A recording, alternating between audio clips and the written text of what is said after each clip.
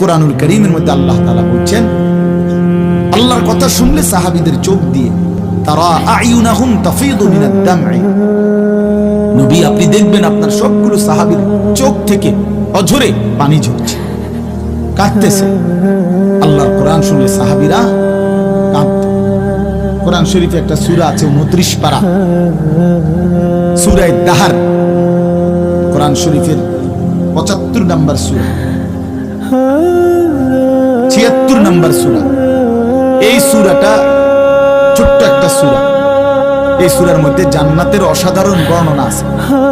যেদিন এই সূরাটা নাজিল হয়েছে, নবীজি উপস্থিত সাহাবী যারা ছিল সামনে, তখন জিবরাইল মাত্র নাজিল করছে, নবী সাল্লাল্লাহু আলাইহি সাল্লাম সাহাবীদের সামনে শুনাইছে এটা, এই সূরাটা। এই সূরার মধ্যে জান্নাতের খুব সুন্দর বর্ণনা আছে, সূরা দাহর।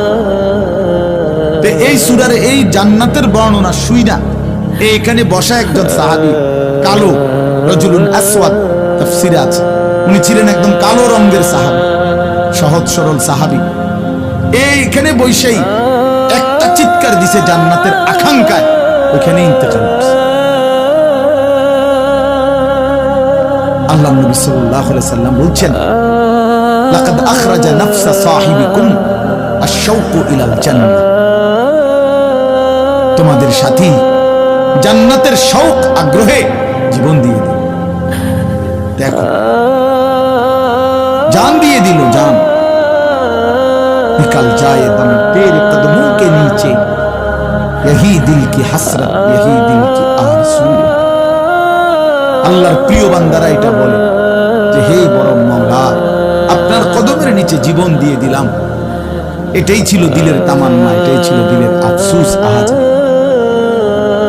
সাহাবায়ে কেরাম যখন আল্লাহর জন্য শহীদ হইতেন, অসংখ্য সাহাবীদের জীবনীতে আছে, যুদ্ধের ময়দানে যখন শহীদ হইতেন রক্ত মাখা শরীর নিয়ে, শেষ মুহূর্তে সাহাবীরা একটা কথাই শুধু বলতেন, ফুজতু ওয়া রাব্বিল কাবা, কাবার রবের কসম আমি কামিয়াব হয়ে গেলাম, আমি সফল।